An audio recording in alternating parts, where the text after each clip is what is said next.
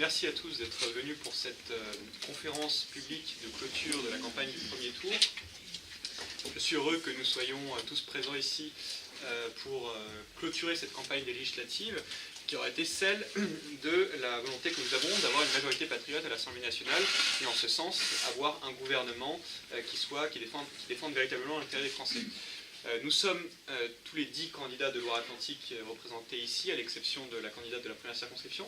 Et donc je pense qu'on pourra vous faire ici un état des lieux de la campagne que nous avons menée, des axes sur lesquels nous avons insisté, des propositions que nous avons mis en avant, et puis des combats que nous avons menés contre les autres candidats, des joutes que nous avons faites, et puis également des candidats, description un peu des candidats que nous avons face à nous, qui seront peut-être amenés à être nos opposants à l'Assemblée nationale. Aujourd'hui, Macron a été élu président, notre candidate n'a pas remporté l'élection présidentielle, mais en même temps, il n'est que président. Il n'a toujours pas la majorité à l'Assemblée nationale, et l'enjeu de ces législatives, c'est véritablement d'avoir aujourd'hui Marine Le Pen comme première ministre de la France, ce qui est parfaitement envisageable dans la mesure où si nous avons 289 députés, eh bien nous avons la majorité absolue, ce qui serait évidemment le scénario idéal pour nous.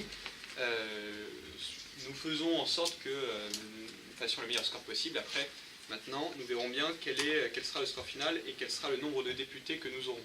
Sachant qu'en face de nous, nous avons un candidat qui est soutenu par à peu près quasiment tous les principaux partis de l'échiquier politique, à savoir, il a un Premier ministre LR, il a une quantité de ministres issus du PS, il est soutenu par le MoDem, il a Nicolas Hulot qui vient des écologistes.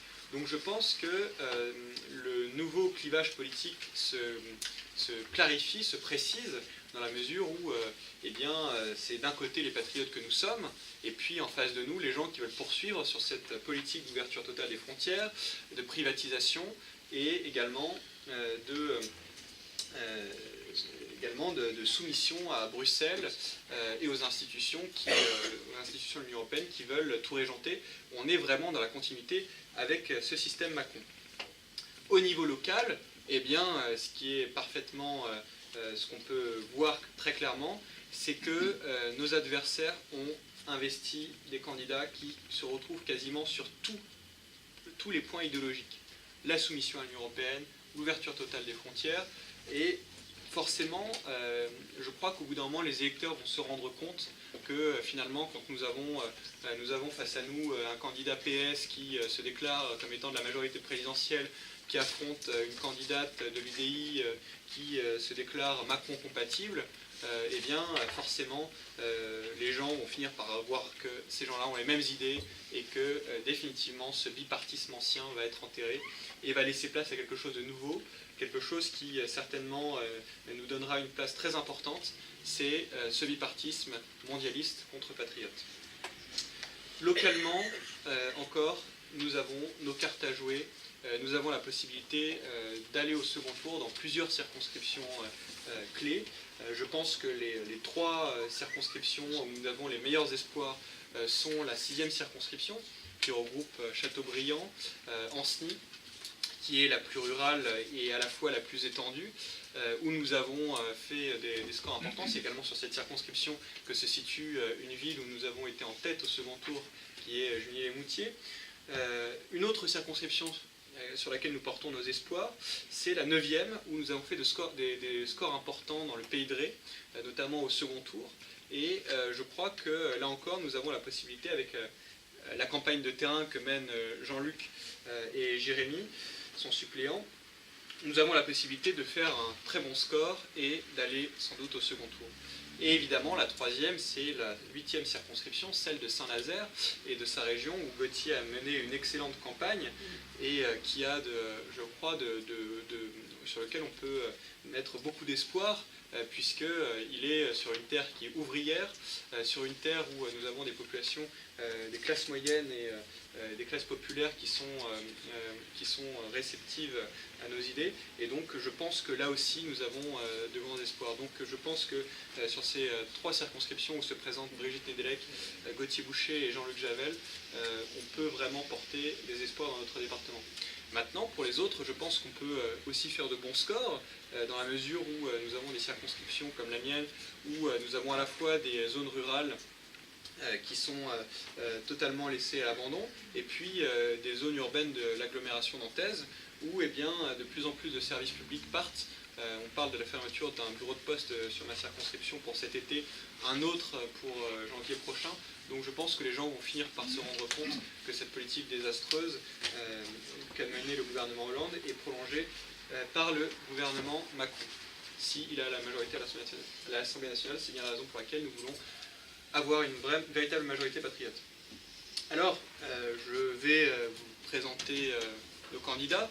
Je pense que vous les connaissez déjà tous, mais bon, je vais faire un petit rappel. Sur la première circonscription, Orvaux-Sautron, nous avons Guylaine Friard, qui affrontera notamment François de Rugy, qui est le candidat d'Emmanuel Macron.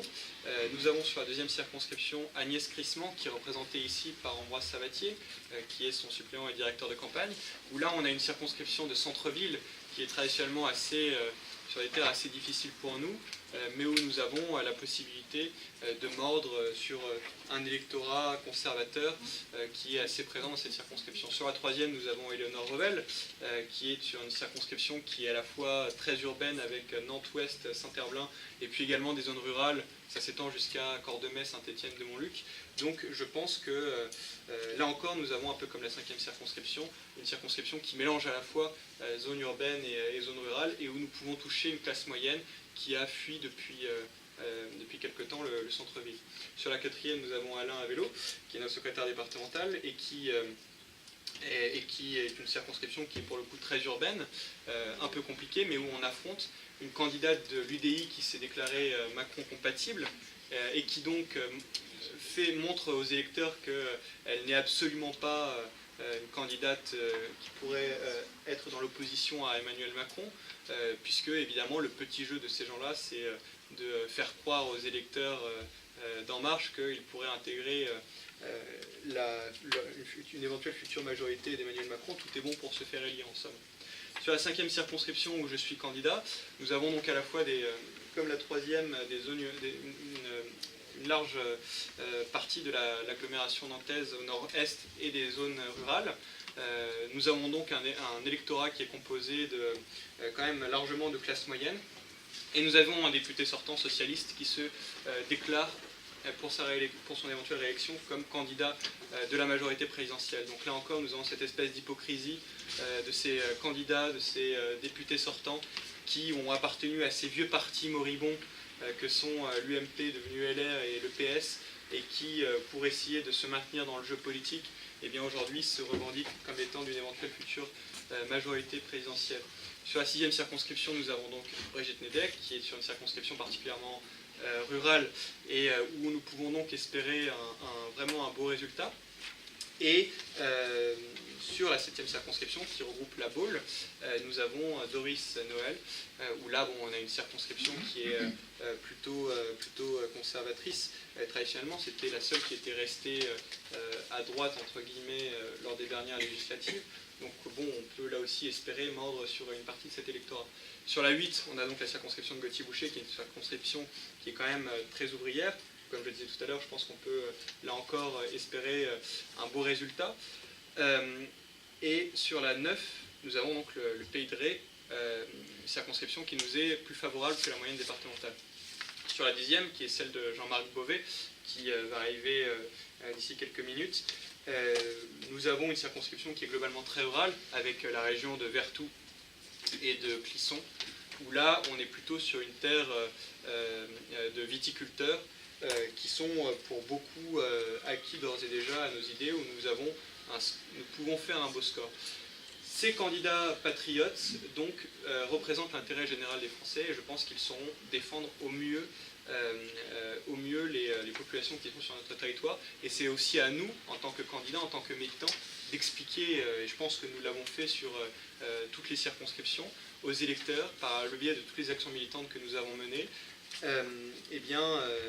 que nous sommes cette seule voie d'opposition, parce qu'aujourd'hui, je pense qu'après l'élection présidentielle, où on dit qu'il y a une sorte d'effet lié à la victoire du candidat Macron, maintenant devenu président, eh bien moi je pense qu'on se doit sur le terrain d'expliquer, de convaincre par rapport à nos idées et de combattre cette espèce de vague médiatique qui entoure la victoire de Macron en donnant nos propositions, en montrant pourquoi celles du futur gouvernement Macron ne sont pas bonnes. Et en ce sens, je pense que nous avons les armes pour nous battre, pour expliquer, parce que je pense que malheureusement, il faut toujours faire preuve de pédagogie par rapport à des gens qui ne votent pas pour nous, et expliquer pourquoi l'absence de frontières serait forcément dommageable pour l'intérêt général des Français, pourquoi notre soumission à Bruxelles ne peut pas apporter de choses positives en matière économique.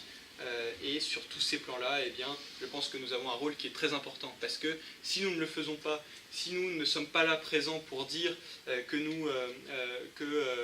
quels sont les inconvénients, quels sont les avantages du contrôle des frontières, de récupérer notre souveraineté, qui le fera?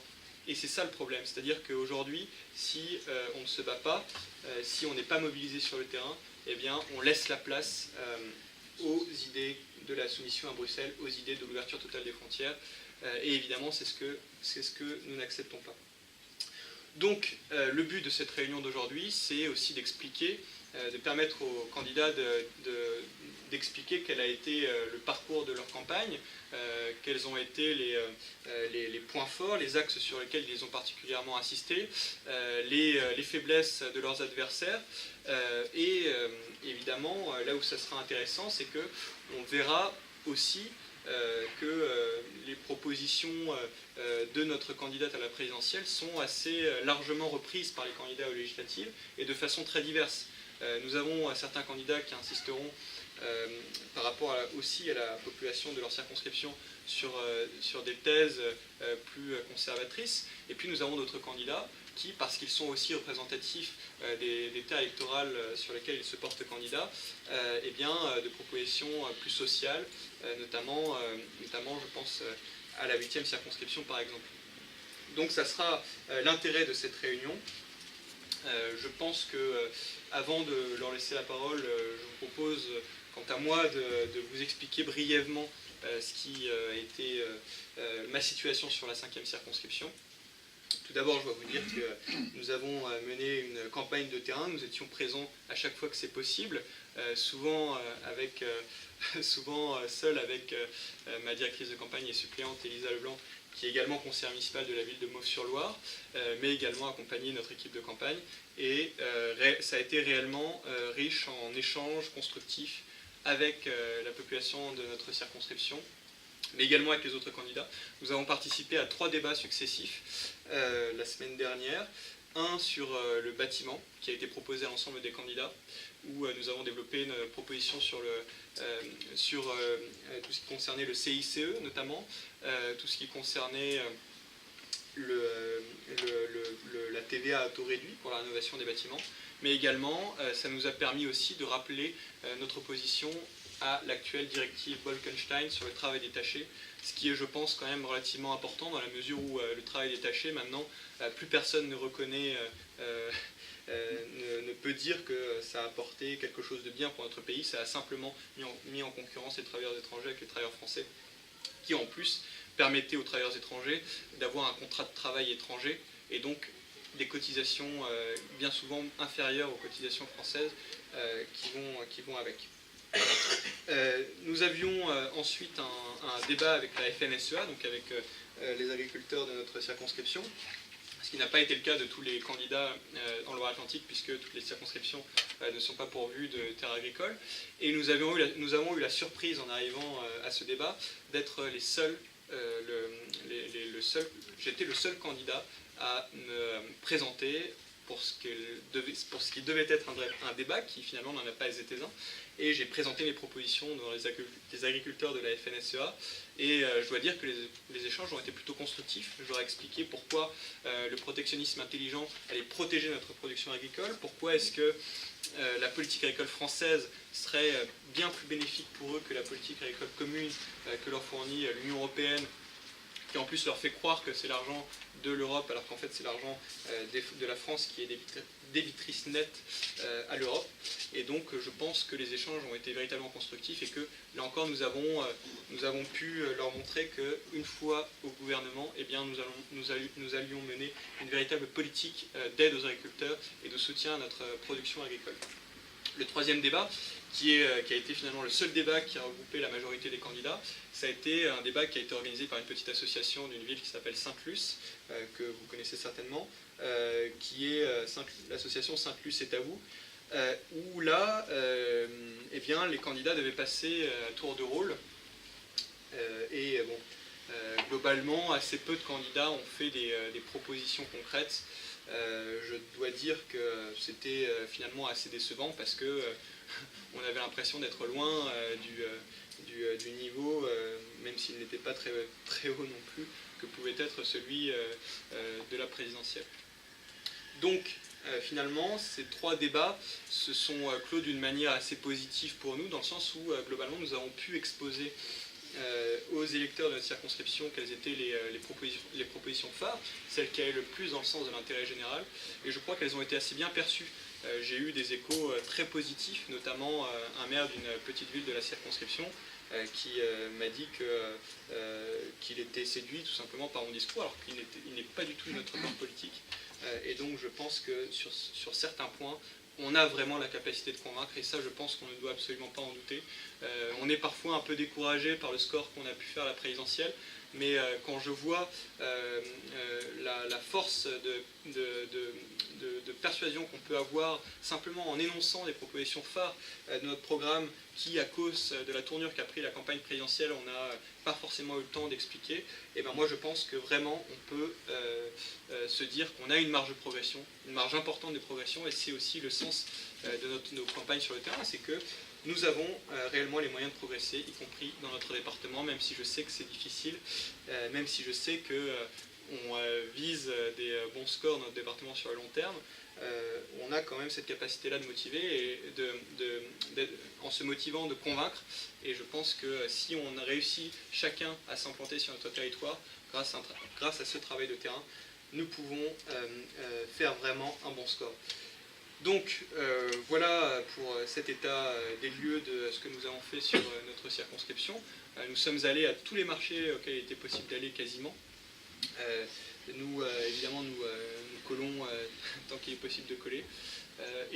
Moi, je suis, en tout cas en ce qui me concerne, j'achève cette campagne en me disant qu'au moins j'aurais donné le maximum de moi-même et que, quel que soit le résultat que nous ferons, eh bien, je n'aurai finalement pas beaucoup de regrets. Je vais laisser la parole aux autres candidats je crois que du coup c'est Ambroise qui va prendre la parole au nom d'Agnès qui est la candidate sur la deuxième circonscription.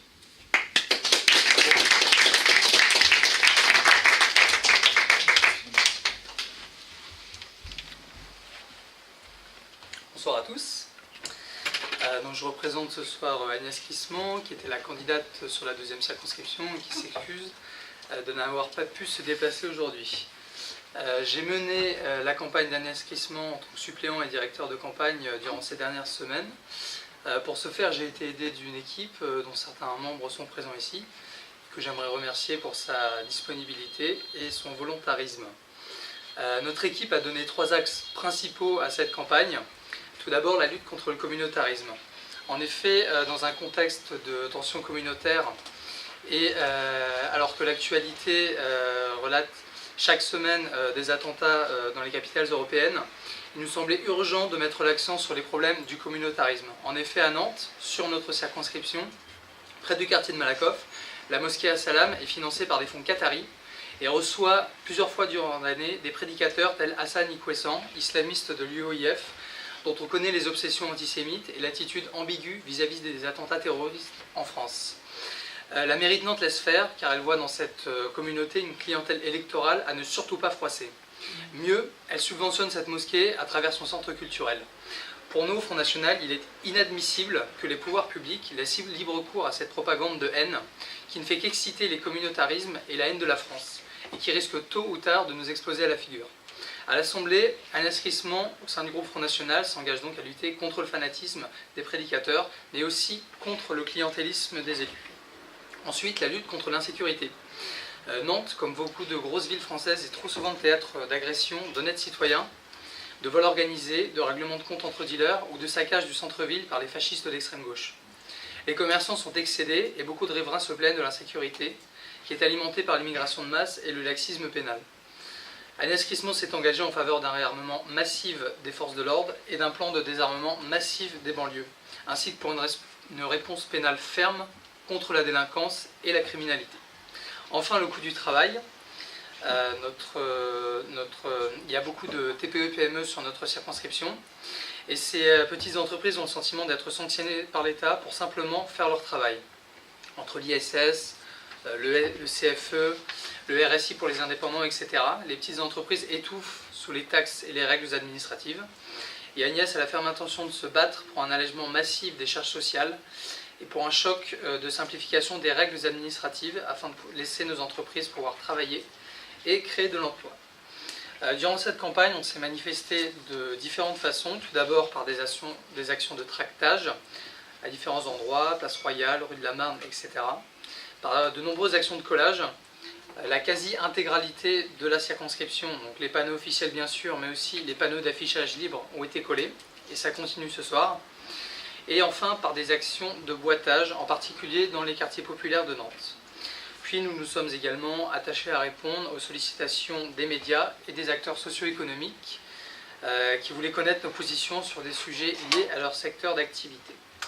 Enfin, s'agissant de nos espérances pour le scrutin, c'est la deuxième circonscription, on ne se fait pas trop d'illusions, il s'agit d'une circonscription très urbaine et dont la sociologie est relativement privilégiée. En effet, la métropolisation a fabriqué des mentalités parfois très fermées aux idées patriotes, mais qu'à cela ne tienne, on labore le terrain et on est convaincu qu'à terme, ce travail finira par payer. Merci beaucoup.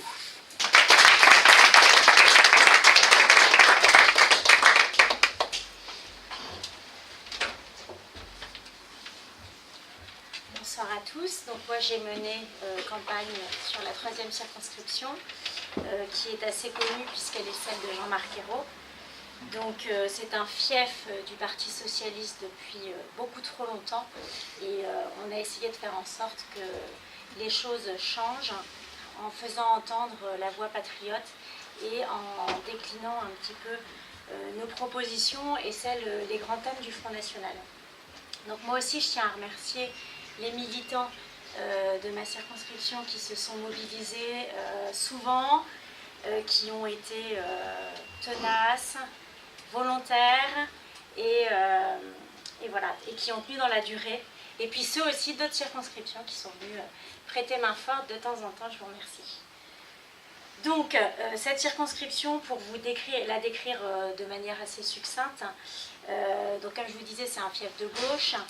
J'ai 18 candidats sur cette circonscription avec 8 listes de gauche et d'extrême gauche. D'autres qui ne sont pas affiliés, mais enfin qui s'y rapprochent sensiblement quand même. Donc nous avons déjà vécu une partielle l'année dernière. Donc la candidate socialiste Karine Daniel avait donc remporté la circonscription. Karine Daniel est donc la protégée de Jean-Marc Ayrault. Quand elle fait un marché, elle se déplace avec Monsieur Ayrault, avec Madame Roland. On se demande si seule, elle a assez de contenance finalement pour porter ce projet socialiste qui a l'air d'avoir qui nous a donné beaucoup de désillusions, enfin en tout cas à ses électeurs. Et j'ai du mal à voir comment elle peut assumer son bilan et le bilan de François Hollande et ne pas avoir honte de se présenter sous l'étiquette du Parti Socialiste, puisque je lisais dans son programme qu'elle allait lutter contre la désertification rurale. Pourtant, il me semble que c'est un réel problème aujourd'hui et que le gouvernement de François Hollande est donc comptable de cette désertification rurale. Elle parlait aussi de baisse de services publics, qu'elle doit assumer aussi, plus d'immigration, 600 000 chômeurs. Je crois que les électeurs, j'espère, ne s'y laisseront pas tromper et arriveront à associer Karine Daniel à ce bilan catastrophique. J'ai aussi fait un communiqué de presse sur le clientélisme dont Ambroise a parlé. On est très fort au Parti Socialiste pour acheter les voix. Donc qu'est-ce qu'on fait? On fait le tour des associations de quartier. Alors de préférence les quartiers un petit peu défavorisés. Donc on va au Dervaillère, on va à Bellevue, on fait le tour des assos et on leur dit si vous votez pour moi, je vous donnerai des sous, ma réserve parlementaire sera pour vous. Je suis allée vérifier. Alors Karine Daniel étant élue depuis juste un an, elle n'a pas encore versé sa réserve parlementaire, mais elle a fait des promesses qui sont totalement dans la continuité de Jean-Marc Ayrault. Et donc on voit bien qu'on a affaire à un clientélisme qui est absolument scandaleux et qui doit cesser parce qu'il favorise notamment le communautarisme dans nos cités. Alors je vais faire les principaux candidats, mais il n'y en a pas. Voilà. Après, donc, on avait Rosen Hamel pour les Républicains, donc, qui est une femme qui est aussi conseillère municipale et communautaire, qui apparemment avait beaucoup de mal aussi à faire entendre sa voix, notamment sur le terrain, qui était assez peu considérée. De toute façon, je crois que c'est général, le Parti des Républicains, comme il se nomme, s'est décrédibilisé, on le sait tous, en appelant à voter Macron quelques minutes après les résultats du premier tour. Donc voilà, je ne crois pas qu'elle ait fait une campagne extraordinaire. Et puis donc notre dernière candidate importante, si on peut dire, la candidate de La République En Marche, Anne-France Brunet, que personne ne connaît, qui a fait une campagne assez discrète et qui va essayer de jouer sur la nouveauté et son côté pur, contrairement à ce qu'elle appelle, quand on parle de moralisation de la vie politique. Donc voilà, elle veut essayer de jouer là-dessus. Je crois qu'elle n'a pas beaucoup de chance sur ce fief. Et je crois que je suis la seule candidate d'opposition et j'espère que j'ai pu le faire comprendre à mes électeurs. Alors moi j'ai axé ma campagne sur plusieurs thèmes chers au Front National. De toute façon on était dans la lignée de la campagne présidentielle. J'ai eu quelques invitations, notamment une radio associative à laquelle je suis allée. Ils avaient invité tous les candidats de la circonscription, donc un entretien qui a duré 20 minutes avec une association qui ne pensait pas du tout comme nous, mais qui a été très bienveillante et à qui j'ai remercié, de nous avoir donné la parole. Donc moi j'ai axé ma campagne sur l'emploi un petit peu, puisque vous le savez, nous avons sur notre circonscription la centrale EDF de Cordemais qui est menacée de fermeture. Et donc avec Gauthier Boucher, sur notre candidat sur la 8e, nous avons organisé une conférence de presse commune pour dénoncer la fermeture programmée de la centrale, pour expliquer aussi que la transition énergétique était en train de se faire, qu'elle était très prometteuse, que des 350 millions d'euros avaient été engagés et que ça avait une efficacité très forte puisque nous avons réduit la pollution de 80 à 90%, peut-être un peu plus. Et donc parler d'écologie et menacer à peu près 2000 emplois sur ce site était criminel et le Front National s'est toujours opposé à cette fermeture et pense en effet qu'une transition énergétique peut se faire et qu'elle est déjà bien entamée. Et donc avec Gauthier, nous avons vraiment dénoncé l'idéologie de l'écologie qui essaye de ne voir que la nature et qui en oublie toute la société autour, l'industrie, l'économie. J'ai aussi parlé du travail détaché, parce que c'est une directive européenne qui est un véritable scandale, puisqu'elle apporte une concurrence déloyale à nos ouvriers français. Je pense que Gauthier aussi a pas mal axé sa campagne là-dessus. Mais bon, voilà, ça touche STX à Saint-Nazaire, ça touche toutes nos entreprises de travaux publics notamment. Et donc j'ai rappelé qu'à travail égal, le salaire doit être égal quelle que soit la nationalité de la personne qui travaille. Et j'ai dénoncé aussi le fait que les charges sociales des travailleurs détachés ne soient payées dans leur pays d'origine et donc pas en France. Et donc ça favorise à augmenter le trou de la sécurité sociale, ce qui n'a pas besoin d'être creusé davantage aujourd'hui. J'ai ensuite pris un thème qui me paraît très important, c'est celui de l'immigration, qui est bien sûr lié au terrorisme islamiste, qui sur ma circonscription est assez important, puisque nous avons vu ces dernières années se développer des cafés dans lesquels seuls les hommes sont autorisés. J'en ai un dans ma rue, donc je sais de quoi je parle, c'est une vérité. Il y a aussi des salons de coiffure qui sont réservés à une certaine catégorie de population. Donc j'ai dénoncé cela. J'ai aussi été témoin pendant ma campagne en rentrant tard de collège le soir, justement à Bellevue ou boulevard du Tertre, de cafés où les hommes étaient sortis se substanter au coucher du soleil. Et donc je dénonce ce communautarisme et ce manque de liberté fait aux femmes qui, on se demande où elles sont à ce moment-là. Voilà, après tout le monde sait que comme à Malakoff, Bellevue et les Dervalières sont des repères d'insécurité. Les jeunes se promènent, font du rodéo sans casque, la police n'y va plus. Il y a d'ailleurs eu un drame récemment d'un garçon qui faisait du rodéo, c'était il y a une semaine, du rodéo à Bellevue, pardon, et qui est rentré dans une voiture et qui est décédé. La police a mis du temps à arriver, et donc voilà, il se trouve que le laxisme devient malheureux, et il est temps de réagir fortement. J'ai parlé donc de la sécurité, qui est liée à l'immigration, n'en déplaise aux bien-pensants, à cette violence qui est de plus en plus forte, de plus en plus, qui est toujours un cran au-dessus. On a eu des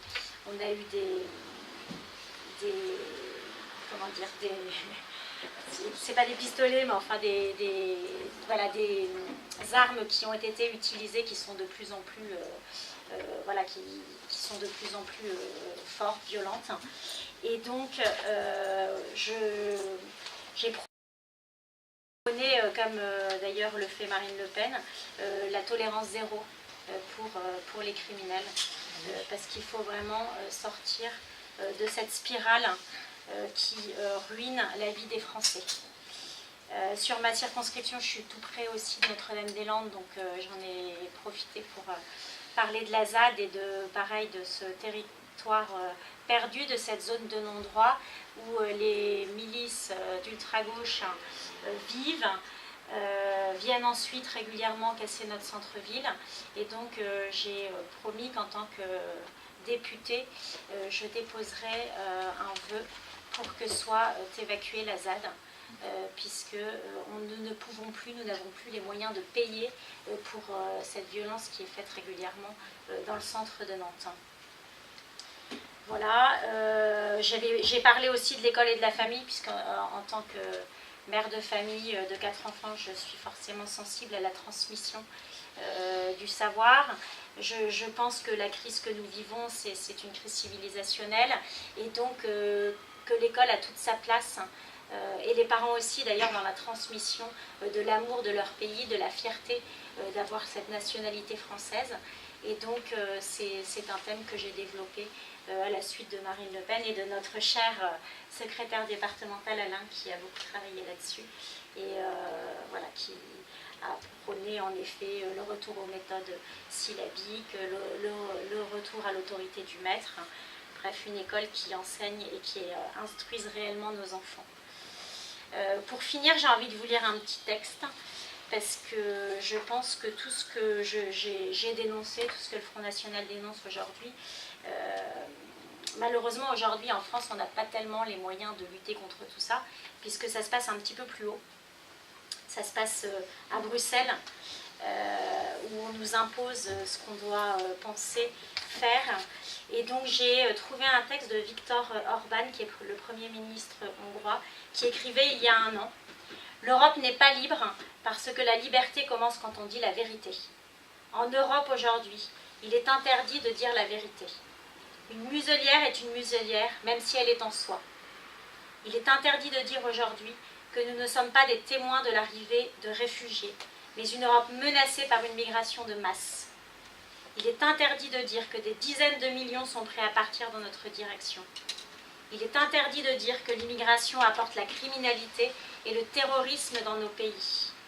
Il est interdit de dire que des masses de gens venant de différentes civilisations constituent une menace pour notre mode de vie, notre culture, nos coutumes et nos traditions chrétiennes.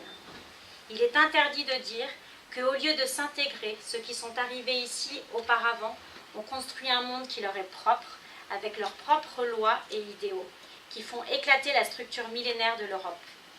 Il est interdit de dire que, à Bruxelles, ils élaborent des plans pour transporter des étrangers aussi rapidement que possible et les installer ici, parmi nous.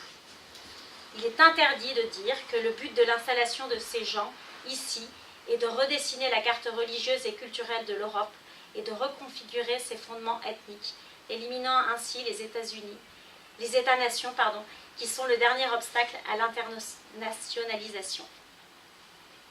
Il est interdit de dire que Bruxelles dévore furtivement toujours plus de morceaux de notre souveraineté nationale et qu'à Bruxelles, aujourd'hui, beaucoup travaillent à un projet d'États-Unis d'Europe auquel personne n'a jamais donné d'autorisation.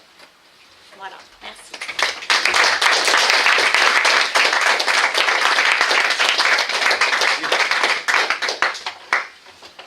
Alors, je prendrai la parole, je suis le candidat sur la 4e circonscription, et je prendrai la parole en conclusion sur la 5e. C'est donc Arnaud qui a déjà pris la parole puisqu'il a introduit. C'est donc, si elle le veut bien, autour de Brigitte. Je n'y attendais pas, mais on saura un peu plus tôt. Alors moi je vais vous parler de la 6e circonscription. Arnaud en a dit un petit mot tout à l'heure. Je vais quand même revenir dessus parce que c'est une circonscription atypique. Déjà c'est la 3e plus grande circonscription de France. Alors, ça surprend un peu, on s'y attend pas. Donc c'est tout l'arc nord du département. C'est limitrophe du Maine-et-Loire, de la Mayenne au nord et du Morbihan à l'ouest. Ça fait 150 000 habitants, donc au niveau de population, c'est quand même assez important. C'est devenu une des plus importantes du département. C'est une circonscription qui est très contrastée. Elle est très contrastée sur le plan économique, elle est très contrastée sur le plan sociologique. Quand on va sur le nord de cette circonscription, donc qui est le nord du département, on arrive vraiment dans des bouts du monde. On est loin de tout, c'est des petits hameaux qui sont vraiment des petits bijoux. J'ai découvert des vraies merveilles. À côté de ça, on a Châteaubriand avec une forte communauté turque. Donc là, ça va être la seule zone où le problème de l'immigration a un certain impact. Pour les autres, c'est une autre planète. Hein. Franchement, quand on est dans les petits bourgs, l'immigration, qu'est-ce que c'est? On a vraiment envie de se poser la question. Il y a toute la partie est de la circonscription, donc vers le Maine-et-Loire, là avec une sociologie totalement différente. C'est les bords de Loire, ce sont des bourgs relativement aisés, cossus même on peut dire. On peut même dire qu'Ancenis est une ville bobo, hein, avec énormément de retraités, disons, qui ont vraiment prospéré pendant les 30 glorieuses, donc les problèmes matériels ne connaissent pas trop. Eux non plus, l'immigration, ça leur dit rien, donc, vraiment. Ce n'est pas une thématique qui passe. Donc c'est une circonscription très rurale qui a encore une vie économique, mais alors surtout tout le nord du département, il y avait des mines, il y avait des fonderies, il y avait des forges, bon, tout ça a disparu. J'ai vu encore de grosses entreprises, mais ça m'a l'air essentiellement orienté autour du BTP en fait. Hein. Donc à côté de ça, des petites PME, des TPE, du commerce. Et puis du service à la personne. Pas mal de personnes âgées sur la circonscription. À part la zone Est, c'est quand même une circonscription qui compte les 10 communes les plus pauvres du département. Les 10 communes aux plus faibles revenus et les 10 communes aux plus bas salaires. Donc moi j'ai rencontré et j'ai eu affaire à des gens qui vivaient du RSA, qui étaient au chômage depuis plusieurs années, y compris parmi nos militants, hein, qui n'avaient pas d'internet, qui n'avaient pas de voiture. Donc vraiment on a affaire d'un certain point à une population qui est extrêmement défavorisée.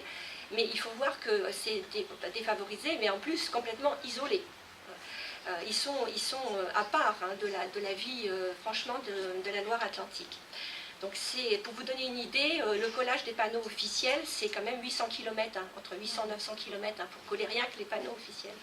Donc ça prend un petit peu de temps.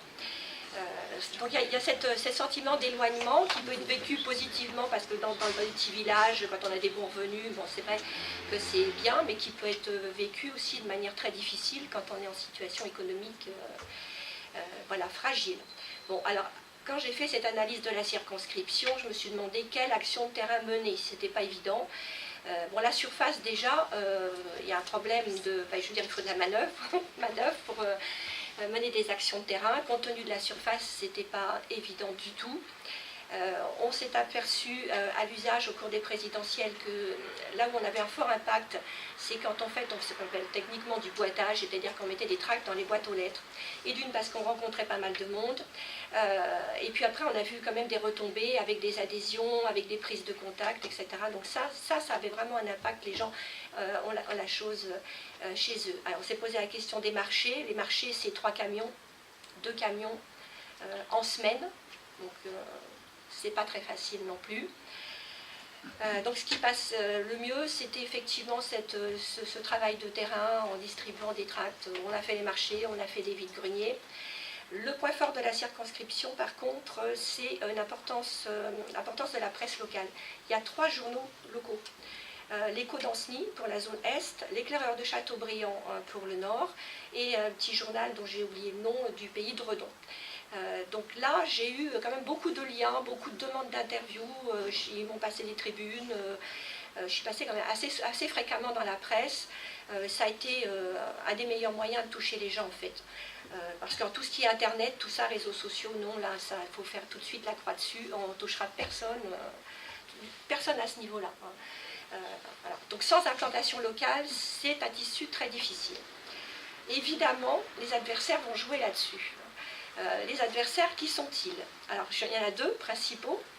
Le premier, c'est le député socialiste sortant, Yves Daniel, illustre inconnu, je ne sais pas si vous en avez entendu parler, mais enfin, il n'a laissé dans les mémoires de personne une marque très importante. Il doit, lui aussi, comme disait Éléonore, assumer le bilan, n'est-ce pas, de M. Hollande. Il a décidé de ne pas l'assumer en se raccrochant au train en marche. Alors, je me suis fait plaisir de l'écradiner un petit peu dans la presse, d'ailleurs, c'était ma petite pique, me faisait du bien. Donc M. Daniel se refait une virginité en prenant le train en marche. Qu'est-ce que ça va donner? On n'en sait rien du tout. En Marche a fait un peu plus de 23% au premier tour, je compare avec les résultats des premiers tours au présidentiel. Donc entre 23 et 24%. Et alors après, à quelques centièmes de points, arrivent les Républicains, le Front de gauche. Ah mais j'ai oublié de dire aussi que c'est très hétérogène sur le plan politique, avec des communes où le Front de gauche n'est pas en position de monopole, mais presque. Donc on passe à des choses, à des coins très républicains bobos et des trucs très Front de gauche pur et dur. Et à quelques centaines de points, on a les Républicains, le Front de gauche et le Front national à nettement plus de 19%. Donc c'est pour ça qu'on ne sait pas du tout ce qui peut se passer là. C'est la boîte à Pandore. Donc j'ai travaillé avec la presse locale et puis j'ai pu égratigner aussi M. Alain Huneau, qui est le candidat des Républicains. M. Alain Huneau, c'est un personnage aussi. M. Alain Huneau, il est maire de Châteaubriand. Il a appelé à voter Macron au premier tour des présidentielles en disant « mais vous inquiétez pas, je redeviendrai républicain au 2e tour ». Donc je ne sais pas si ses électeurs vont s'y retrouver. Monsieur Alain Huneau, lui, son ambition, c'est de continuer la dynastie familiale, parce que la dynastie Huneau gère la circonscription depuis 50 ans, et même plus de 50 ans. Voilà. Il y a eu le père, il y a eu le fils, et là, je crois que c'est le jumeau. Hein, bon.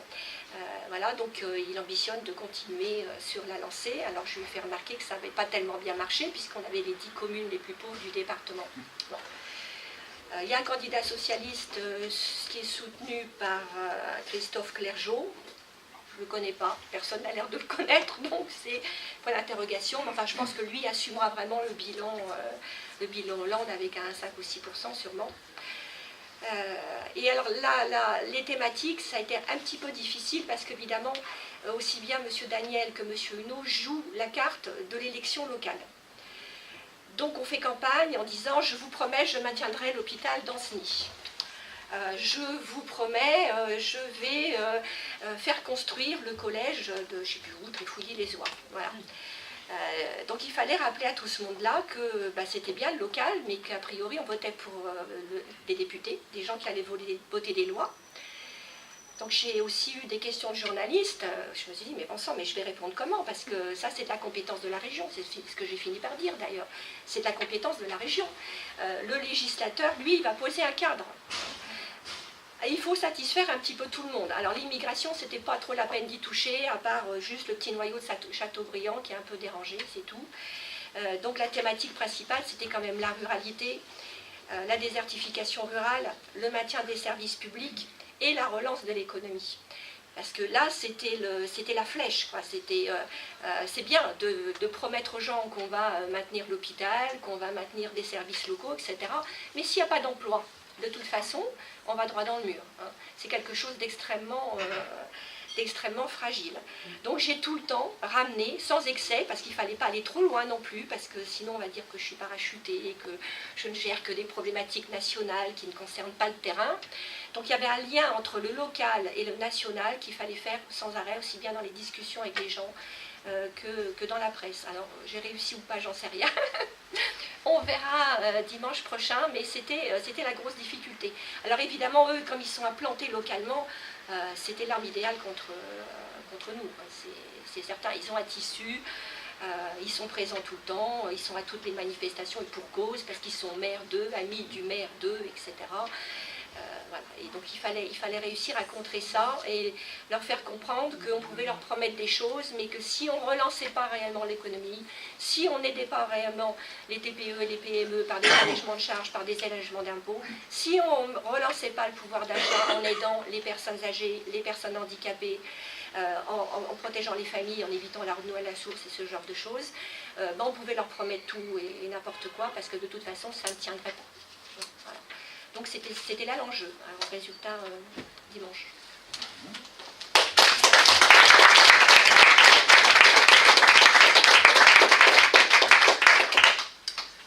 Comme nous attendons les représentants de la candidate sur la 7e circonscription qui ne sont pas encore arrivés, je vous propose que nous enchaînions avec le candidat sur la 8e, c'est-à-dire Gauthier Boucher. Bien, bonjour à toutes et à tous. Je vais donc vous parler de cette 8e circonscription de la Loire-Atlantique. On pourrait dire abusivement que c'est simplement Saint-Nazaire, notre principale sous-préfecture. Ce serait un peu réducteur pour le coup.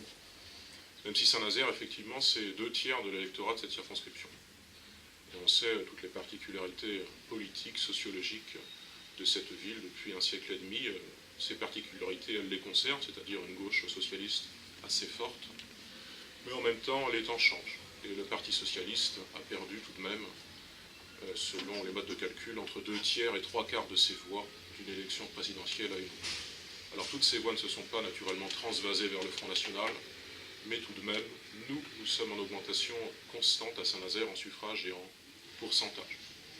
Et puis, le 3e tiers de cette circonscription, ce sont les 12 autres communes, avec un triptyque de communes de 7000 habitants, Trignac, Pontoise, Donge, où nous faisons nos meilleurs scores, c'est-à-dire des vraies zones de force où nous sommes entre 36 et 40% en second tour, et en premier tour nous sommes à peu près à un quart des voix.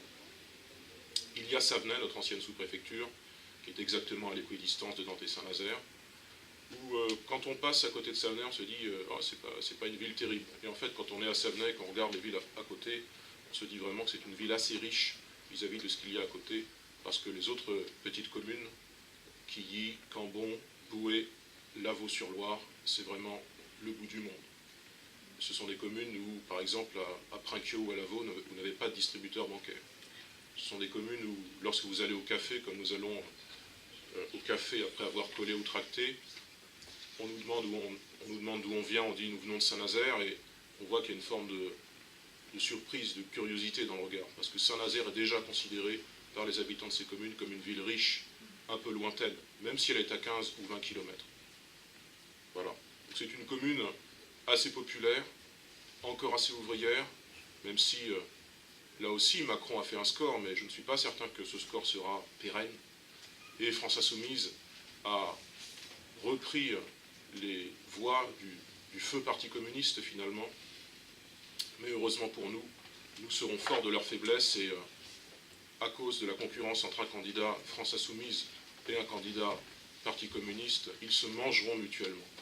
Et nous avons donc des chances raisonnables, soit d'être premier au premier tour, soit d'être deuxième et qualifié tout de même dans un second tour, contre l'une ou l'autre des candidates officielles du gouvernement, entre la speakerine officielle du gouvernement qui est Audrey Dufeu-Schubert, candidate de La République En Marche, inconnue il y a de cela 3 semaines, qui n'a de proposition sur rien, qui, lorsque l'on l'interroge sur le logement social, nous dit des lieux communs, des généralités.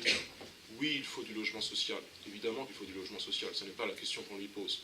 Et puis, de manière générale, elle n'a d'opinion sur rien, d'opinion sur aucun des grands sujets structurants du département, notamment, par exemple, l'aéroport de Notre-Dame-des-Landes ou la centrale thermique de Cordemais. Elle est dans un flottement perpétuel. La deuxième de ces candidates officielles, entre guillemets, c'est celle qui voudrait bien reprendre le mandat de la députée socialiste, Marie-Odile Bouillet, Lauriane Degnaud, une apparatchik du Parti socialiste, l'ancienne directrice nationale du mouvement des jeunesses socialistes. Voilà, cela fait 15 ou 17 ans qu'elle fait de la politique de manière professionnelle. Elle est adjointe à l'urbanisme de Saint-Nazaire, elle est donc comptable de la politique municipale de M. Samzin. Elle sera comptable demain si nous avons une 4e mosquée à Saint-Nazaire. Elle devra rendre des comptes sur cela et d'autres sujets. Alors, nous ne menons pas campagne sur notre nom depuis 6 ou 7 mois, même si depuis 6 ou 7 mois, nous sommes sur le terrain, d'abord pour faire gagner Marine Le Pen. Ça n'a pas marché, mais nous avons quand même, là aussi, engrangé de nouveaux contacts avec les coupons-réponses. Nous avons rencontré beaucoup de gens, nous avons sympathisé dans les petits villages ruraux avec beaucoup de gens, puisque les gens voyaient qu'il y avait des gens dans la rue qui distribuaient des tracts, comme ça, le dimanche après-midi. Nous étions parfois les seuls militants qu'ils voyaient durant la campagne présidentielle, et nous boitions avec quelques camarades 2 jours par semaine pendant 6 ou 7 mois. Et puis, depuis la mi-mai, nous sommes 7 jours sur 7 sur le terrain. Le matin, classiquement, nous faisons des marchés, et puis l'après-midi, nous boitons. Et puis, à côté de cela, il y a un certain nombre de réactions à donner, et puis de débats où nous honorons, nous sommes présents dans les débats. Puisque les autres grands candidats, souvent, ils ne sont pas présents dans les débats. Pour notre part, nous avons participé à tous les débats auxquels nous avons été conviés. Et nous avons défendu un petit nombre de propositions, mais qui sont des propositions dont nous savons que nous les tiendrons si nous sommes élus, si je suis élu à l'Assemblée nationale. Il ne s'agit pas ici de faire un catalogue, mais peut-être pour résumer quelles seraient ces 3 propositions phares. Il y aurait tout d'abord, si je suis élu à l'Assemblée nationale, le fait de porter un premier projet de loi qui serait ce principe de priorité nationale auquel nous sommes tous très attachés au Front National. Que les Françaises et les Français soient prioritaires dans l'accès au logement, a fortiori le logement social, dans l'accès à la protection sociale, dans l'accès aux emplois. Et non seulement il faudrait ce principe de priorité nationale, mais il faudrait également le constitutionnaliser pour le rendre solide, l'inscrire dans la Constitution de la République française et qu'il en soit fini de cette situation de fait, aujourd'hui, de préférence étrangère.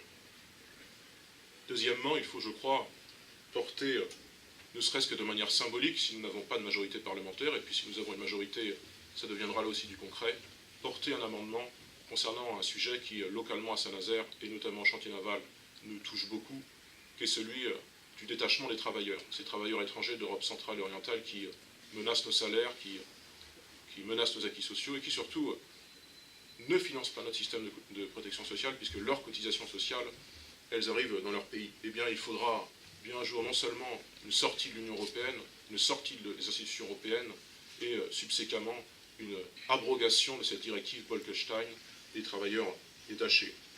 Et puis une troisième proposition plus personnelle vis-à-vis d'un sujet qui a été beaucoup évoqué, notamment par la candidate socialiste durant cette campagne, celui de la transparence, de la moralisation de la vie publique. Il est mieux de la faire que de la dire. Et moi j'observe que les indemnités parlementaires, qui sont à peu près de 7 200 € mensuels, me semblent tout de même beaucoup trop élevées pour l'usage qui en sera fait, qui sera simplement de siéger à l'Assemblée nationale et de prendre part à des commissions si toutefois l'on est assidu, puisqu'il n'y a pas d'obligation d'assiduité.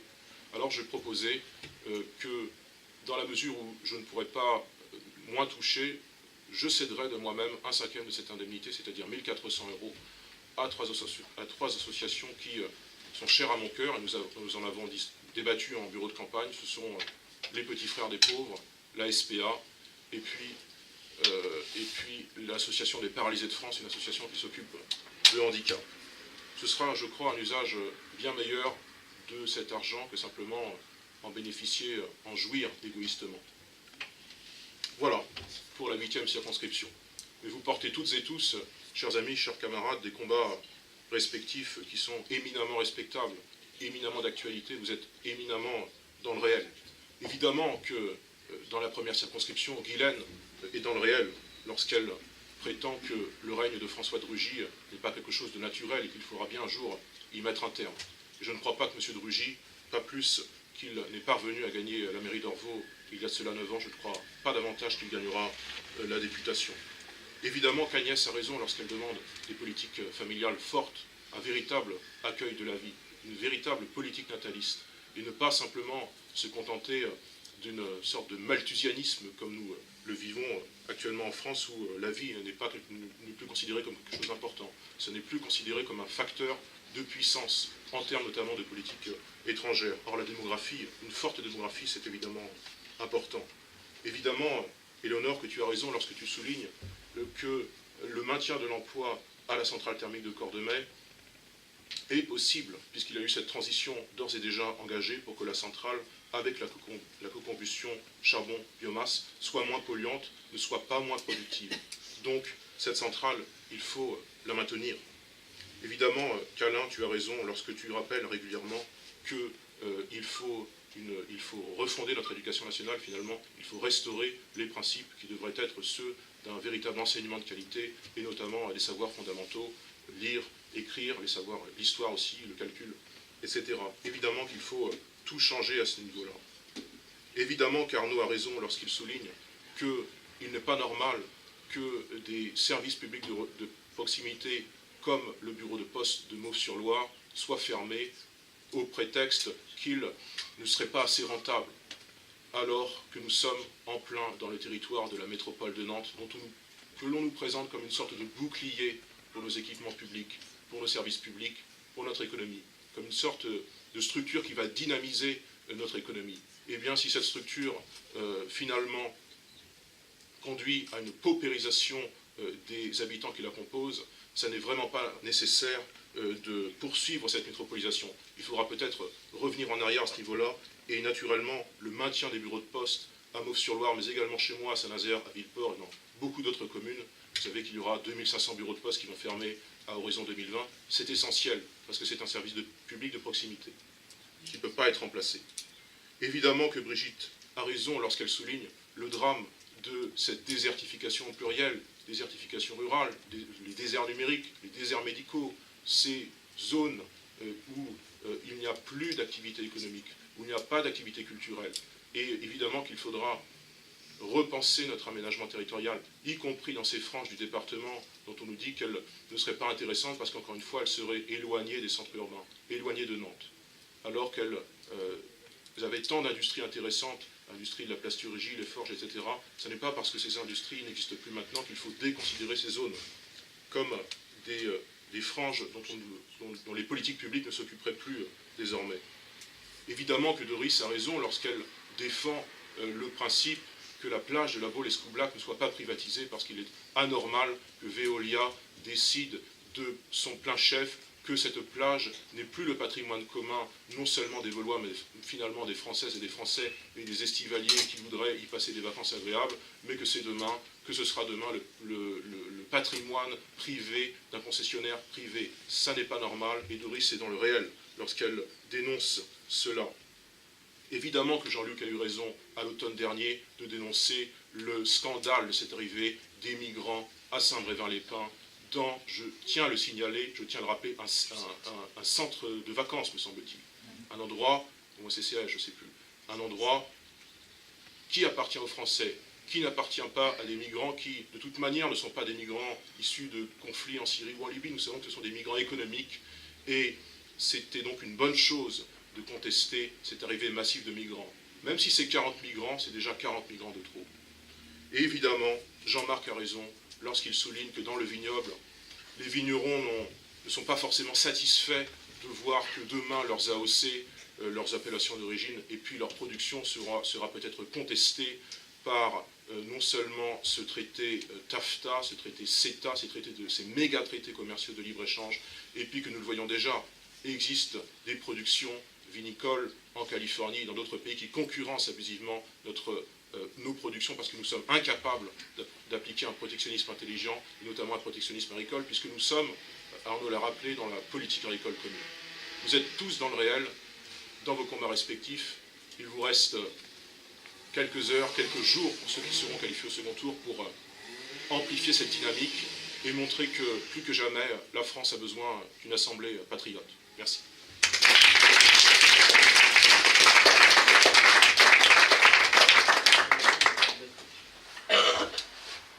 C'est donc au tour de Jean-Luc pour la 9e circonscription. Bonjour à toutes et à tous. Donc la 9e, c'est le Pays de Ré. Je pense qu'on a on a 38 communes, 149 000 habitants. On a 3 zones qui sont la côte, l'urbain et puis le rural. On a une population de retraités à hauteur de 30%. Et puis après, au niveau des employés, on est sur 30% aussi. Au niveau des agriculteurs, on est sur 2-3%. La Circo a été rebidouillée il y a quelques années en rajoutant des zones comme la montagne, où il y avait des approches communistes, Saint-Jean-de-Boiseau et le Pèlerin. Donc ça a rajouté un petit peu de rose au niveau de la Circo qui est bleue. Au niveau des dernières élections, au deuxième tour de la présidentielle, on a eu 75% des communes du Pays de Ré qui ont voté Marine entre 30 et 40%. Donc ça veut dire qu'on a un arc de Paimboeuf jusqu'à Loger très fort au niveau des pourcentages pour le bleu marine. Donc on a, sur le premier tour des présidentielles, on avait 7 communes qui étaient en première position. Donc devant En Marche et les autres partis. Au niveau des candidats, il y a 14 candidats. Les plus importants, entre guillemets, c'est Monique Rabin, qui était socialiste, mais maintenant, elle est d'hiver gauche. Elle n'assume plus l'approche socialiste. Donc, elle est passée en 2012. Ensuite, j'ai Yannick Horry, qui est le maire de Saint-Brévin, qui est le président de la Comcom, qui est le président du PETR, et puis qui est le président de plein de choses. Ça fait 25 ans qu'il est en politique, ancien pharmacien, donc qui était UMP, UDI, Modem, et qui est passé En Marche. Donc pour la 9e Circo, il y avait 15 candidats qui se sont présentés pour En Marche. 15. Et donc je pense que s'il a eu l'étiquette En Marche, c'est qu'il avait accepté les migrants au niveau des CCAS, il n'a rien dit. Aucun échange au niveau des personnes qui étaient contre. Donc il a dû dire, bon bah, ok, j'ai rien dit, vous me donnez l'étiquette En Marche, et puis on y va. Alors Monique Rabin, d'hiver gauche, c'est un suppléant qui est En Marche. Donc au niveau des groupes En Marche, sur la 9e, vous avez 3 groupes différents. Il y a un groupe qui défend Monique Rabin, En Marche. Il y a un groupe qui est pour Yannick Horry, En Marche. Et puis il y a un sans étiquette gauche, à Saint-Philbert de Grandlieu, qui est géré aussi par les En Marche. Donc je pense qu'on va avoir des petites déperditions pour nous, ça va être bien. On a les LR. Alors la LR, c'est Claire Hugues, qui est la fille de Philippe Bouennec, qui était l'ancien député de droite, et qui est passé aussi au forceps au niveau de son investiture. C'est une autre LR qui devait avoir le poste, et puis bon, elle a eu aussi... Donc au niveau des tractages des LR, vous avez aussi des sous-groupes qui ne tractent pas pour elle. parce qu'ils la considèrent comme c'est pas leur candidat. Donc ça tire aussi dedans. Par rapport à la 9e, moi ce qu'il faut voir c'est qu'on a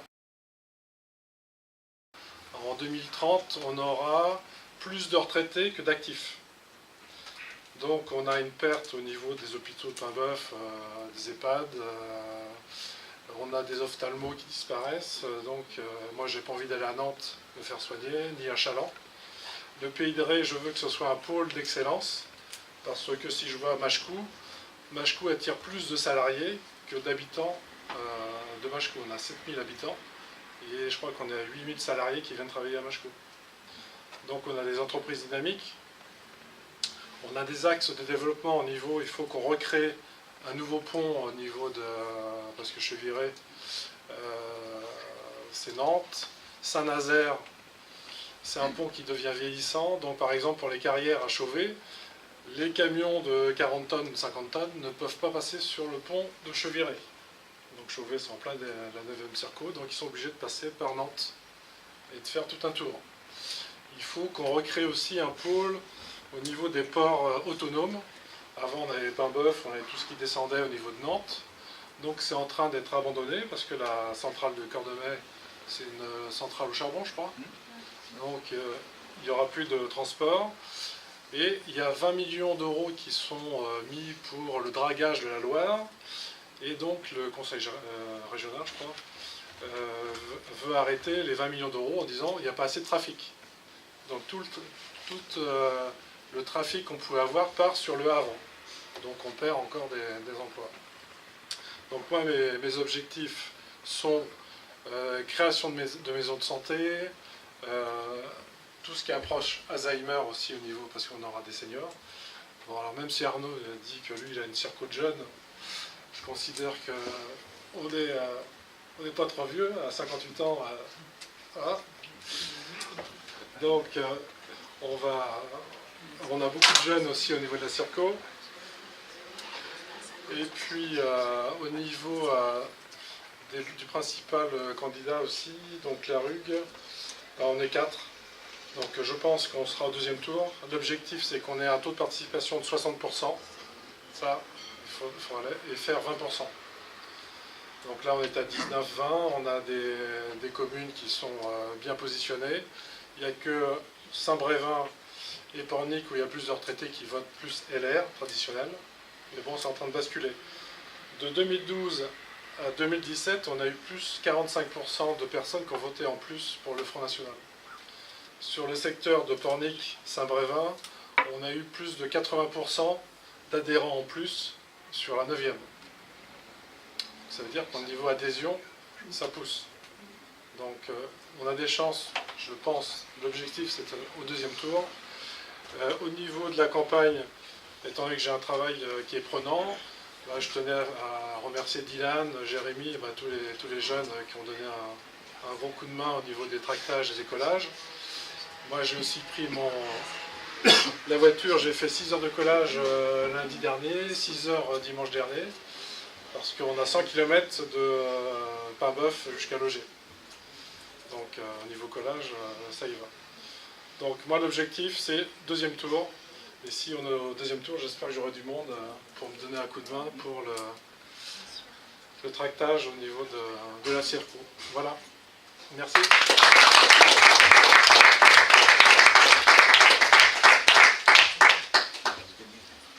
Alors, nous avons des retardataires. Ah, en voilà un, justement. Bonsoir. Bonsoir Jean-Marc. Excuse-moi, j'étais en train de t'envoyer un message. Oui, tu m'as envoyé un message. Veux-tu prendre la parole dès à présent? Je suis pas en tenue, mais bon.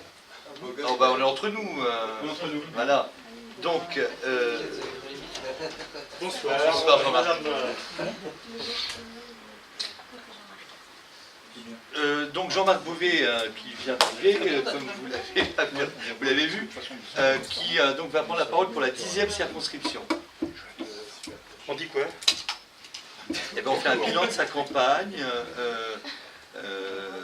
on dit ce qu'on a envie de dire sur les spécificités de sa circonscription, sur les perspectives D'accord. de ce retour éventuel, etc. Je vais être positif parce que la 10e circonscription, comme un certain nombre de circonscriptions de Loire-Atlantique, appartient aujourd'hui à une personne du Parti Socialiste qui est maintenant macroniste, enfin bon, c'est une charmante dame, et que les Républicains souhaitent absolument prendre. D'ailleurs, à grand renfort de médias, ils ont indiqué, M. Pinte a indiqué que de toute façon, il reprendrait la 10e circonscription. 10e circonscription, c'est le vignoble. C'est 85 000 habitants. Et c'est à la fois le vignoble pour 30% de la circonscription, des villes importantes comme Vertou, 6e ville de Loire-Atlantique, donc 23 000 habitants, et puis Clisson-Valette, quelques zones industrielles importantes, et puis de l'agriculture avec beaucoup de maraîchage. Elle ne nous a jamais été très favorable, sauf que depuis les élections municipales 2014, toutes les élections intermédiaires, nous avons progressé, notre mouvement et Marine, bien entendu, aux élections présidentielles, on a progressé. Mon prédécesseur en 2012 avait fait 8,09, donc nous espérons faire un peu plus, certainement. Donc voilà. La campagne s'est bien passée. Moi, j'avais, vous ne me connaissez peut-être pas, mais pour certains d'entre vous, une suppléante, enfin une remplaçante qui est chef d'entreprise sur Monnières et qui est un peu connue voilà, qui nous a aidés, avec un directeur de campagne, Luc Guichet, qui n'a pas pu venir ce soir, je crois. Donc ça s'est bien passé. Nous avons fait marché de Vertou, Clisson et puis le Leroux-Botreau. On a reçu un bon accueil sur les marchés. Il n'y a pas eu de problème majeur, sauf quelques, comme partout, quelques personnes réticentes. C'est très positif. J'ai dit tout à l'heure que j'allais être positif. Un petit point négatif, évidemment, comme sans doute ici on a dû le dire. Nous avons reçu un peu tardivement nos documents. Donc on a fait le calcul. 55 000, moi j'ai fait le calcul, je n'ai pas été le seul. 55 000 documents, c'est 10 personnes, 6 heures par jour pendant 8 jours. Voilà. Si on veut tracter, si on veut boiter. On a fait avec, c'est pas grave. Ça s'est relativement bien passé. J'ai fait 2 réunions chez l'habitant, une à côté de chez moi, quelqu'un qui vote Mélenchon, voilà, assez œcuménique, il nous a bien accueillis chez lui, et il nous a accueillis chez lui, on a répondu aux questions qui sont passées, et puis j'ai fait dans le centre de Vertou, j'ai fait une réunion très intéressante d'ailleurs, à Anvers, quelqu'un qui est très proche des Républicains. Voilà. J'en tire des choses très positives. C'est un peu fatigant, mais bon, c'est normal. Mais très positif. Et je crois que moi, personnellement, c'est vraiment le contact avec des gens que je connaissais, mais avec lesquels je n'avais pas trop échangé. Et là, franchement, j'ai eu un contact avec certaines personnes. Voilà, on a débattu sur tel et tel problème. Je dois dire essentiellement, mais essentiellement sur l'euro. Voilà. C'était sur l'euro, dans les marchés, j'ai entendu ça, sur l'euro, sur l'euro, sur l'euro. Voilà. Bon, on a répondu ce qu'il fallait répondre sur l'euro, c'est plus mon domaine de prédilection, c'est très bien. Voilà, bon, je reste très positif sur cette campagne. Pour les résultats, on verra. Je pense qu'il faut que, moi personnellement, je souhaite progresser sur tous les résultats Alors je ne ferai pas comme Marine au deuxième tour, 34%, je le dis très honnêtement, sinon je serai devant certains, mais je pense qu'on sera au-dessus de 10% des votants, pas des inscrits. Voilà.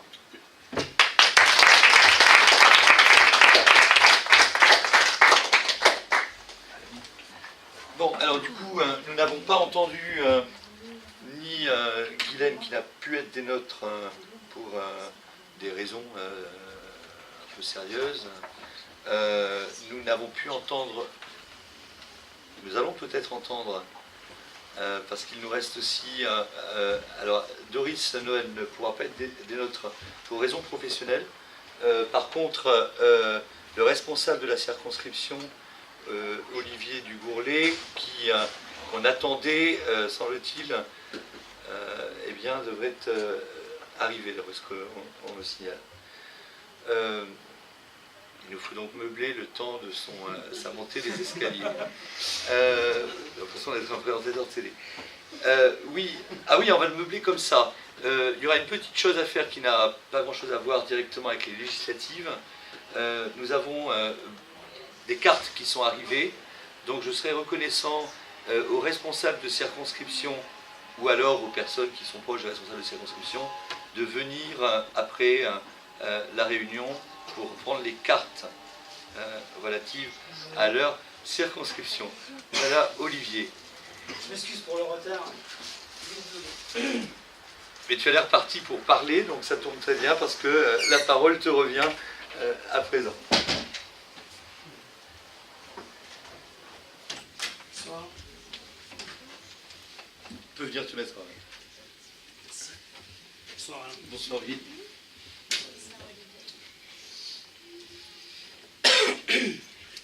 Bonsoir, je me présente. Olivier Dugourlet, exploitant agricole sur Escoublac-la-Baule, sur la 7e circonscription. Je suis suppléant de Doris Noël. Et donc, en tant qu'exploitant agricole, c'est un métier qui est un peu compliqué. C'est pour ça d'ailleurs que j'arrive un petit peu en retard. Je suis vraiment désolé. Mais j'ai réussi à faire le gros effort de venir. Et puis, c'est aussi, c'est même pas un effort, parce que c'est quand même très passionnant de rencontrer beaucoup de gens. Mais c'est vrai que c'est pas facile pour moi. Et autrement, après, je peux vous parler des problèmes agricoles. C'est vrai qu'aujourd'hui, on a un prix du lait qui est catastrophique. On va dire que ça augmente un petit peu, mais c'est très léger, ça ne couvre pas les charges. Et j'ai reçu un SMS cet après-midi, il va y avoir quelques actions là, envisagées par la FNSEA, donc je fais partie même d'un petit peu loin maintenant, parce que il y a des choses qui m'ont chagriné, mais bon bref. Et donc peut-être qu'on va essayer de reprendre le combat, mais c'est pas facile, parce que aujourd'hui je pense que les gens sont plus trop motivés pour se battre, donc voilà quoi. Ensuite, après, je connais un peu plus la partie agricole, mais bon, puis les problèmes nationaux, tout ce qui s'ensuit, mais voilà. Si vous avez des questions, je suis pas très à l'aise pour parler comme ça des fois. Par rapport à la plage de la Baule, oui. Toi tu y étais, qu'est-ce que tu as vu, qu'est-ce qui s'est passé et qu'est-ce que tu proposes pour justement faire en sorte que la progressive privatisation de la plage de la Baule s'arrête? Qu'est-ce qu'on aurait à proposer en fait pour que ça s'arrête la privatisation? Je pense que après c'est vrai que j'ai pas beaucoup étudié tout ça, mais pour ma part, à titre personnel, je suis pas d'accord que ce soit privatisé, parce que bon, c'est quand même, je sais pas, c'est plus une entité de mairie à s'occuper de ça quoi. Après voilà, privé, après ça peut englober beaucoup de choses quoi. Jusqu'à où ça s'arrête la privatisation. Ensuite, moi personnellement, je suis pas d'accord, j'étais pas d'accord pour tout ce qui est les barres de plage à casser, tout ce qui s'ensuit, parce que après c'est peut-être bien, mais c'est vrai que ça engendre des coûts pour ceux qui exploitent les barres de plage et tout ce qui s'ensuit, mais bon, après je sais pas. Bon, j'étais confronté un peu parce que comme la ferme, c'est pas forcément facile en ce moment. Je travaille avec des entreprises de TP. Bon, ça me fait un petit plus. Après, pendant 3 jours, là, j'ai été un petit peu, plus ma ferme, j'étais un petit peu justement sur la plage de Pornichet. Et je me suis aperçu qu'en fait, ça va peut-être vous faire rire ce que je vais vous dire, mais je pensais pas que quand on est élu, qu'on pouvait devenir aussi con. C'est démentiel, quoi. Je veux dire, une petite dame qui est venue, mais Moi je travaille avec un petit PR ça fait 40 ans qu'il est dans le truc, il va prendre sa retraite l'année prochaine, il connaît bien son métier, tout ce qui s'ensuit. Et elle est arrivée, elle connaissait rien, ni d'Ève ni d'Adam. Elle nous a pris la tête pour des normes de sécurité, des trucs complètement farfelus, mais il fallait en fait qu'elle fasse la chef. Elle a appelé la police municipale pour nous faire arrêter le chantier, alors que ça se passait très bien. En fait, ils ont créé une pagaille incommensurable sur le remblai de Pornichet à la Baule, quoi. C'était démentiel, quoi. Tout ça pour un câble électrique, parce que l'EDF n'avait pas fait son boulot. Comme par hasard, c'est vrai que quand on les appelle, ils ne viennent pas tout de suite. Donc, en plus, ça fait un mois qu'ils étaient prévenus, donc c'est un peu pénible. Et donc, mon collègue avait sécurisé le câble, parce qu'il n'y avait pas de problème. Et quand la dame elle est venue, qu'on lui a dit, voilà, l'EDF n'est pas venu, tout de suite, elle a paniqué, elle nous a fait arrêter le chantier alors qu'il n'y avait aucun danger. Et ça m'a vraiment chagriné de voir des gens aussi bêtes, irresponsables, incohérents pour faire des bêtises pareilles. Je ne comprends pas de toutes ces choses-là, ça me dépasse, quoi. D'ailleurs, je lui en ai fait peur, ça s'est un peu mal passé. Mais bon, voilà, quoi. Après, bon, moi, ça a été un peu mieux, parce que l'EDF est enfin arrivé. Mais bon, c'est une anecdote parmi tant d'autres, quoi. Je veux dire, voilà, je comprends pas tout ça. Moi, j'aime bien les choses simples. Et ces gens-là sont pas simples, en fait. Alors, quand on vote pour des gens comme ça, moi, je comprends pas, quoi. Voilà. Eh bien, on est là pour en sortir un certain nombre. C'est clair. D'ailleurs, je lui ai fait comprendre que si on pouvait, par bonheur, arriver au pouvoir, qu'on pourrait faire du ménage, quoi. Parce que, franchement, quand on voit ça, c'est impressionnant.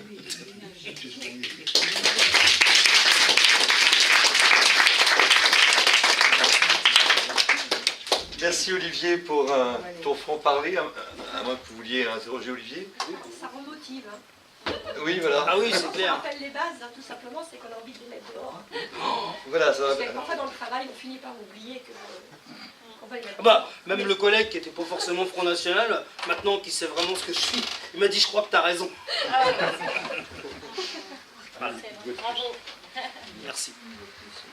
Bon, quelques mots de conclusion. Tout d'abord, je me félicite de la qualité de cette réunion. Je pense qu'elle a crevé les yeux. Hein.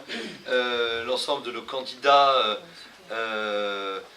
d'ailleurs, qui avaient été proposés à l'investiture pour la quasi-totalité d'entre eux par mon prédécesseur, Samuel Potier, qui a fait de très très bons choix, qui évidemment été maintenus, ont fait la preuve de leurs compétences, de leurs connaissances fines, de la situation sociologique, économique, politique, de leurs circonscriptions respectives. Je crois que l'un des premiers motifs de satisfaction que nous pouvons avoir à l'issue de cette campagne, c'est que nous sommes au niveau. Ça, on a beaucoup parlé de la professionnalisation de notre mouvement. Je crois que nous l'avons réalisé en Loire-Atlantique et que nous en avons fait les uns les autres. On en fait la démonstration aujourd'hui. Alors évidemment, ces compétences dont chacun a pu faire montre sont totalement articulées à des convictions, à un patriotisme que nous avons bien entendu tous en commun et tous chevillés au corps, qui décuple en quelque sorte les capacités que nous avons d'analyse, de réflexion, de positionnement. Moi je suis extrêmement satisfait, on s'est suivi sur les réseaux sociaux, en allant aux réunions des uns et des autres. J'ai essayé, en tant que secrétaire départemental, d'en faire le maximum. J'ai fait, je crois, les 3 réunions publiques de Gauthier. Je crois que tu en as fait 3, si je ne m'abuse. Celle de Jean-Marc avant-hier.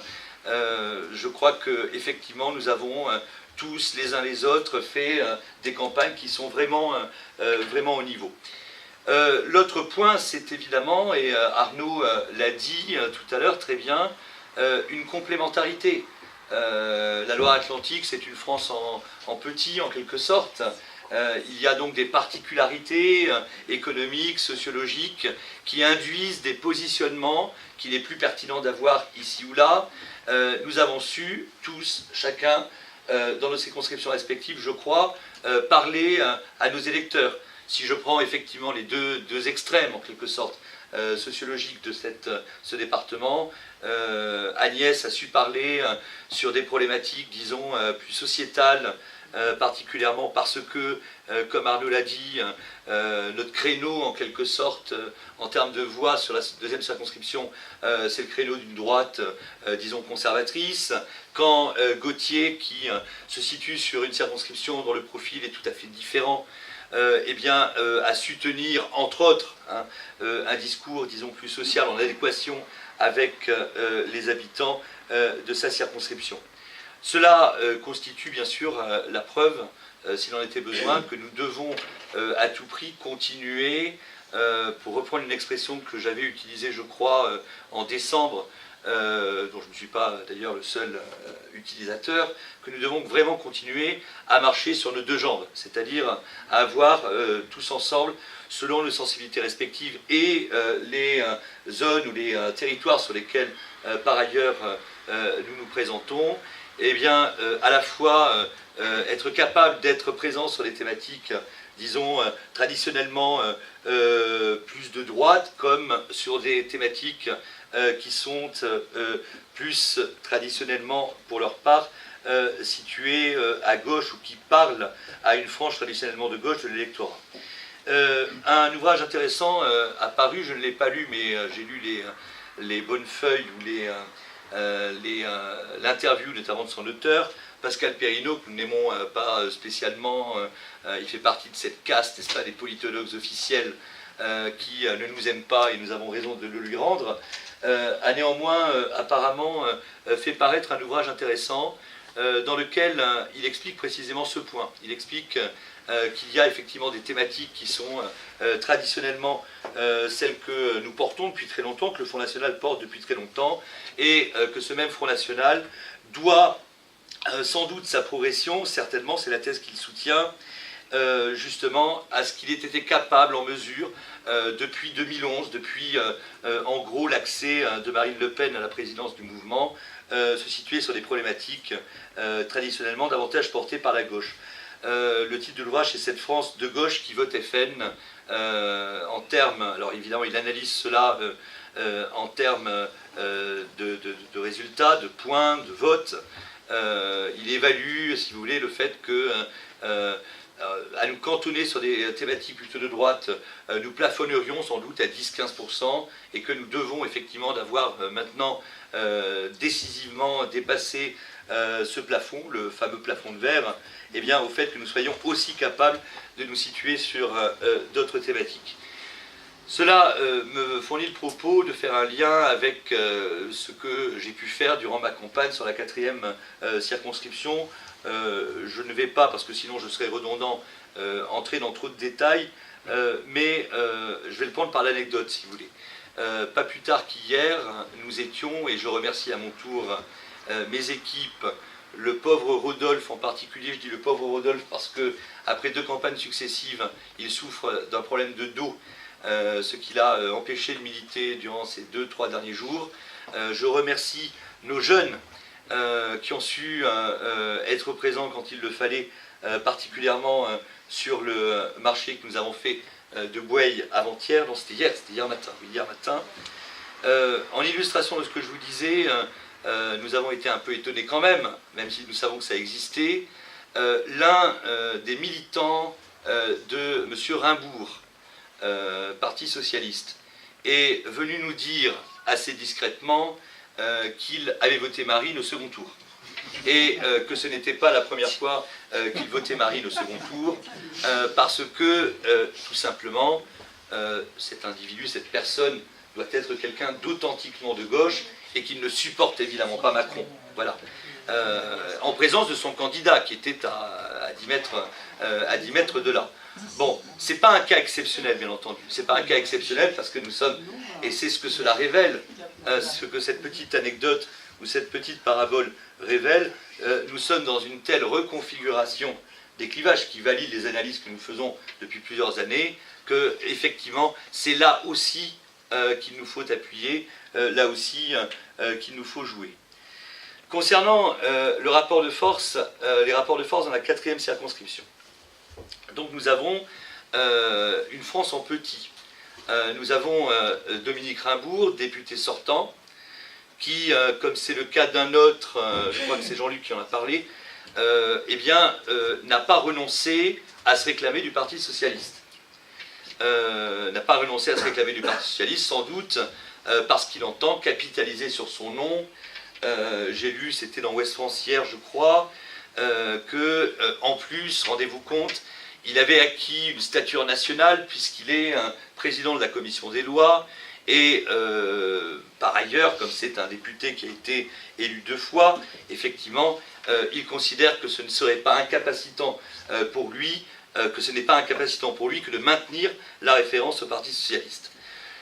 Dans un petit reportage, puisque nous avons été filmés par France 2 hier matin, qui est passé ce matin, tôt à 6 h du matin, Dominique Rimbourg dit « Je ne suis pas dans la macromania,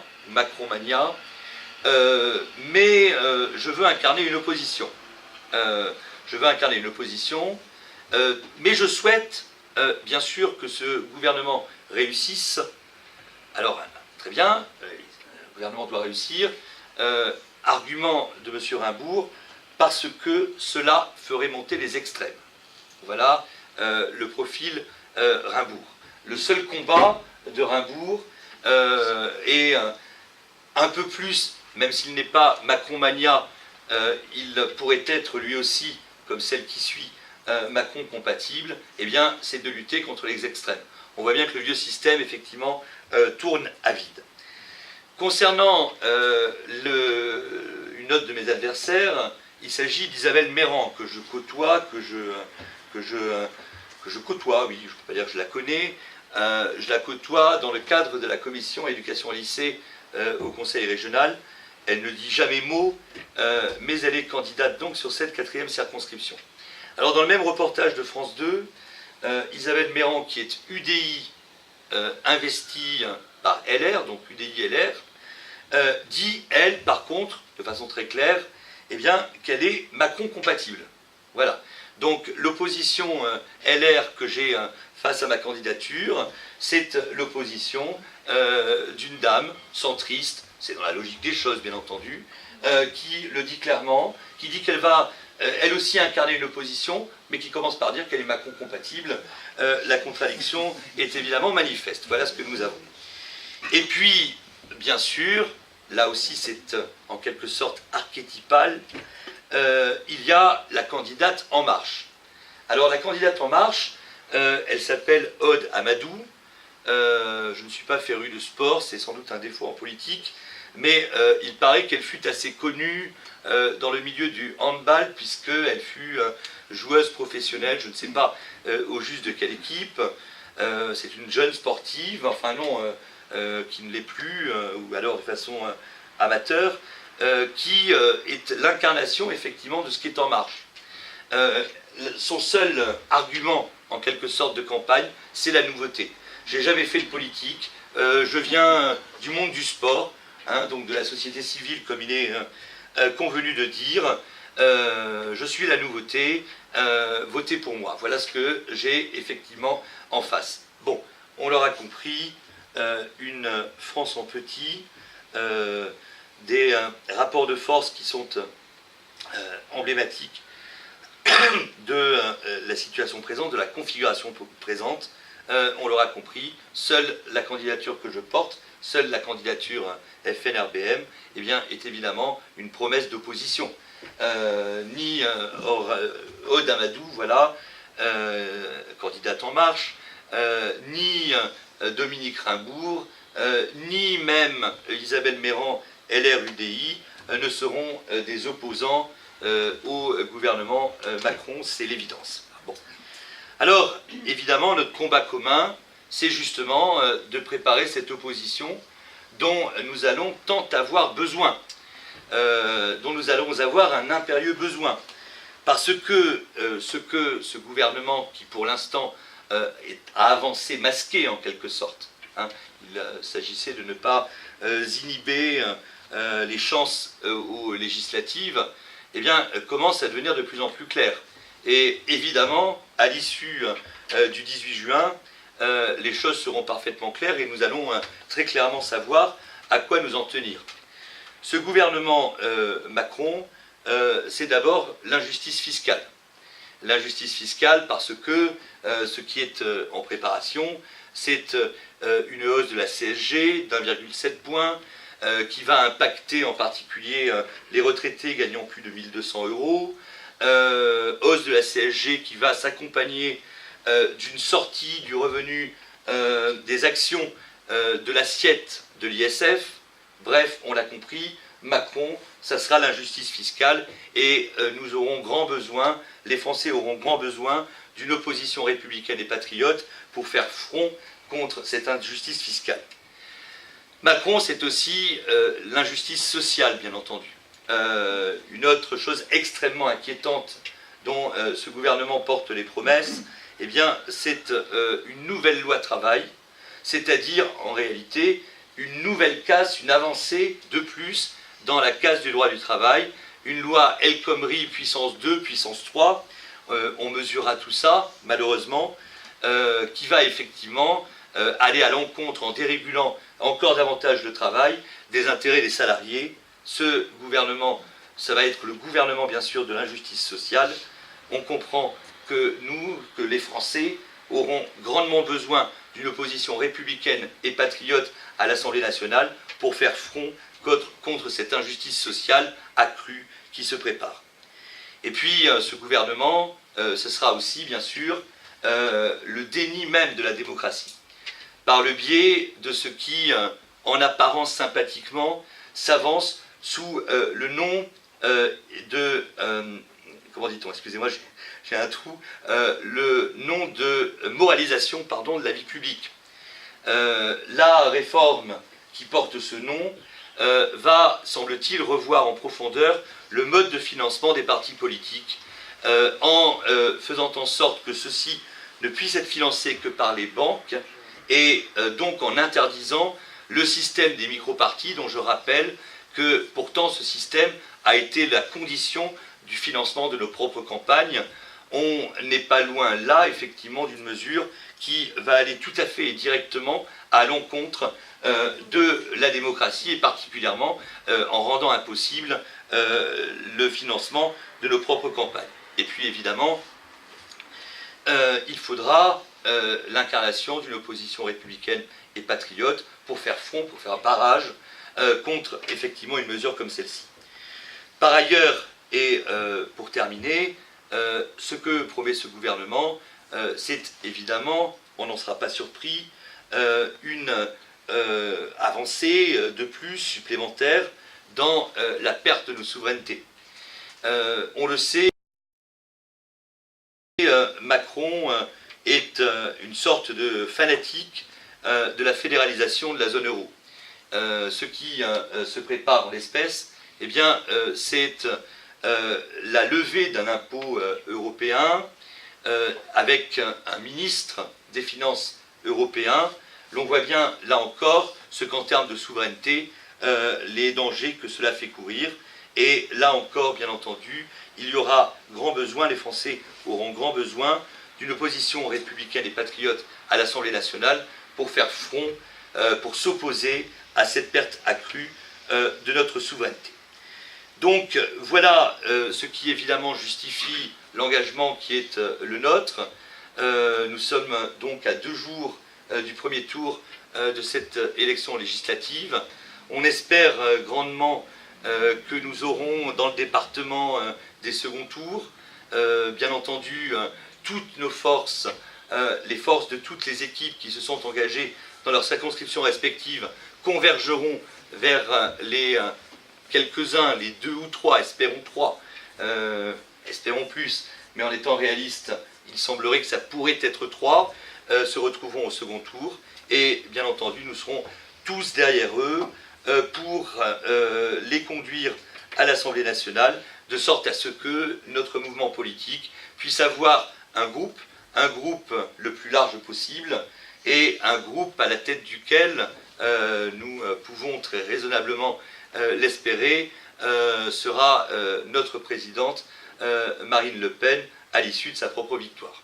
Je vous remercie.